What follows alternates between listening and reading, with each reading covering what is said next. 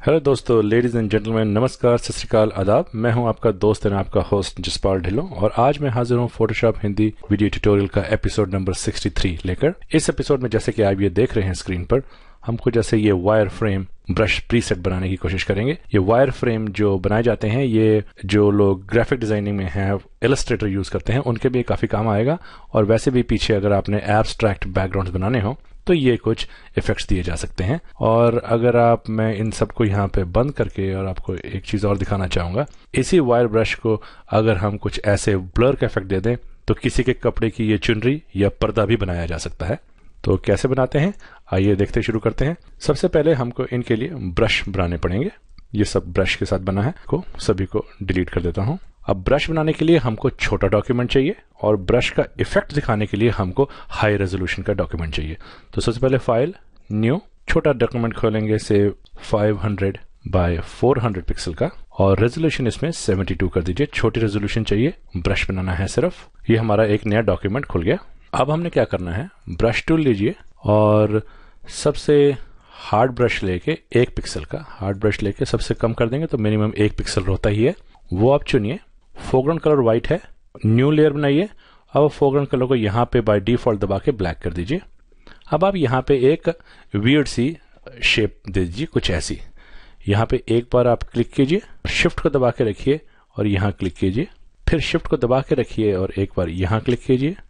वैसे ही शिफ्ट को दबाए रखना है, यहाँ पे लाके आपने एक बार इसको यहाँ पर ऐसे बंद कर देना है। तो ये हमारे पास एक वियर्ड सी शेप बन गई है। अब आप बैकग्राउंड लेयर को हाइड कर सकते हैं, यहाँ से इसको हाइड कर दीजिए। रेक्टेंगुलर मार्की टूल चुनिए और ये जो हमने अभी जो शेप बनाई है इसको आप सिलेक्ट कर लीजिए ऐसे। अब सिलेक्ट करने के बाद आप एडिट में आइए, डिफाइन ब्रश प्रीसेट। अब मैं एक बात और बता दूं, जो ब्रश प्रीसेट हम बनाते हैं, ये ब्रश प्रीसेट है, ये कलर इंफॉर्मेशन स्टोर नहीं करता है, ये black and white he store करता है। तो ब्रश प्रीसेट दबा दीजिए। अब ये आपसे नाम पूछेगा, आप कोई भी नाम दे दीजिए। ये ब्रश सैंपल 38, ओके। अब हमें इसकी जरूरत नहीं है, आप इसको डिलीट कर दीजिए और जो कंट्रोल डी दबा के सिलेक्शन को भी हटा दीजिए। अब आप क्या करेंगे, हमको इस डॉक्यूमेंट की भी जरूरत नहीं है। अब हम एक नया डॉक्यूमेंट हाई रेजोल्यूशन का बनाएंगे जिसमें कि हम ये ब्रश का इफेक्ट दे सकते हैं। तो मैं 2500 पिक्सल्स बाय 2000 पिक्सल्स, और बड़ा जरूरी है कि रेजोल्यूशन कम से कम 150 पिक्सल्स पर इंच की होनी चाहिए। ये कम से कम चाहिए आपको अपने डेस्कटॉप प्रिंटर पर प्रिंट करने के लिए। तो ये एक डॉक्यूमेंट खुल गया।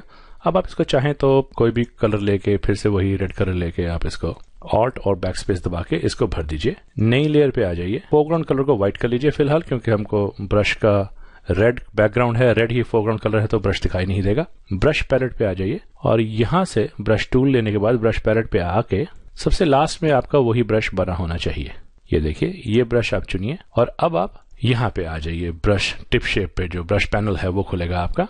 अब यहाँ पे स्पेसिंग जो है, ये देखिए, जितनी ज्यादा बढ़ा देंगे उतनी वायर मेश दूर दूर होती जाएगी। ये करीबन 8 और 10 के बीच में, कहीं 12-11, आप अपनी सहूलियत से, अपनी प्रेफरेंस के हिसाब से सेट कर लीजिएगा। अब शेप डायनामिक्स में आइए, एंगल जिटर को आप फेड पे जरूर रखिएगा। अब ये देखिए, ये जो एंगल जिटर्स का क्या फायदा है कि जब हम इसको ऐसे बनाते हैं, ये इसके साथ हम कुछ गोल एब्स्ट्रैक्ट भी बना सकते हैं, वो मैं बाद में आपको दिखाऊंगा। आप इसको यहाँ से मिनिमाइज कर दीजिए और अब व्हाइट हमारा फोरग्राउंड कलर है, तो साइज देखिए कितना, ये थोड़ा ज्यादा बड़ा है तो साइज को हम थोड़ा सा कम कर देते हैं। अभी भी ये क्या बोलते हैं उसको, इसकी स्पेसिंग थोड़ी ज्यादा है तो मैं स्पेसिंग और कम कर देता हूँ। अब देखते हैं, देखिए साहब, ये हमारा पहला ब्रश तैयार हो गया। अब ये देखिए, ये एक जालीदार ट्यूब या जालीदार कपड़ा या वायर मैश, उसका इफेक्ट है। जैसे हमने पहले एक वियर्ड सी शेप बना के उसको ब्रश प्रीसेट में कन्वर्ट किया था, मैंने ऐसे ही अलग अलग शेप्स बना के पहले से रखी हुई हैं। तो आप फिर से ब्रश में जाइए, आपको दिखाता हूं जो मैंने बनाई है। और दूसरी वाली ये थी, सूडो एक्शन है। अब फिर जितनी बार आप ब्रश यूज करेंगे उतनी बार आपको ये ब्रश कंट्रोल पैनल पे जाना पड़ेगा। हर बार इसकी स्पेसिंग आपको सेट करनी पड़ेगी। ये स्पेसिंग ऐसे सेट हो गई इसकी। अब साइज इसका 310 है तो मैं कम कर देता हूँ। एक नई लेयर बनाइए, उसके ऊपर कोई नया कलर चुन लीजिए। तो ये ब्लू कलर चुन लेते हैं हम लोग, और दूसरी तरह की जाली बन गई। फिर एक नई लेयर बनाइए और फिर से ब्रश टूल चुनिए और यहाँ से अब की बार पैलेट्स में से जो तीसरा ब्रश था वो चुनिए। फिर से ब्रश पैनल पे आइए, स्पेसिंग फिर से थोड़ी कम कर दीजिए। अब इसी लेयर में आके तीसरा कलर चुन लीजिए कोई भी, ये पीला कलर चुन लेते हैं। ये देखिए, ये छोटी जाली बन गई। अब अगर इसमें थोड़ा सा इसको कंट्रोल Z करके डीसेलेक्ट करके थोड़ा सा इसका साइज बड़ा कर दूं, कंट्रोल Z और साइज थोड़ा और बड़ा कर दूं, ब्रैकेट की से बड़ा करिए, तो ये देखिए जी, ये मेरे ब्रश जो मैंने बना के रखा था इस तरह का कुछ ब्रश है। तो देखिए वो घना सा ब्रश बन के आएगा, ये कुछ ऐसे। और अब अगर मैं इसी को फिल्टर पे ले जाऊं और यहाँ पे ब्लर चुनूं और फिर मैं चुनूं मोशन ब्लर, इसकी सेटिंग थोड़ी सी हिलानी पड़ेगी आपको ऐसे करके।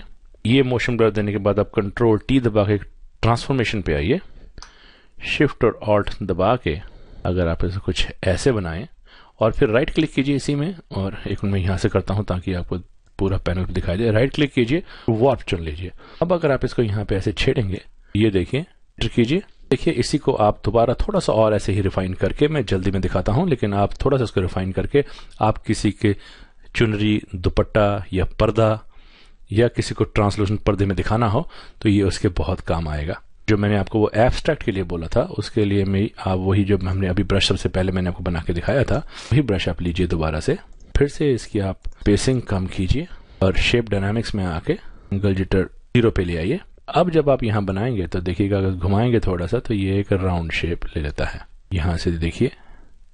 तो ऐसे हम इसके अब सिर्फ इसको एक स्पॉट पे रख के पिवट करना है, इधर उधर ज्यादा नहीं घसीटना। तो ये देखिए, तो ये था साहब आज का छोटा सा ट्यूटोरियल, कैसे abstract, backgrounds, wire frame brush और साथ साथ अगर कपड़े को मिमिक करना हो तो इसको आप थोड़ा सा ब्लर देके, कई बार रेडियल ब्लर देना पड़ेगा, कभी आपको मोशन ब्लर देना पड़ेगा, हो सकता है कि गॉसियन ब्लर भी काम चला दे आपका। तो ये आपकी अपनी फोटो और डिजायर्ड इफेक्ट के ऊपर डिपेंड करेगा। ये था मेरा आज का ट्यूटोरियल जी, होप आप लोगों को ये पसंद आ रहा होगा। अगर आपको मेरे ट्यूटोरियल्स पसंद आते हैं तो आप प्लीज इनको जरूर सब्सक्राइब कीजिए। सब्सक्राइब करने का फायदा यही है कि जब भी मैं कोई नया ट्यूटोरियल अपलोड करूंगा आपको उसकी नोटिफिकेशन आ जाएगी एंड देन आप उसको अपनी सहूलियत से देख सकते हैं। तो until we meet next in the next tutorial, God bless, namaskar, have fun and bye bye.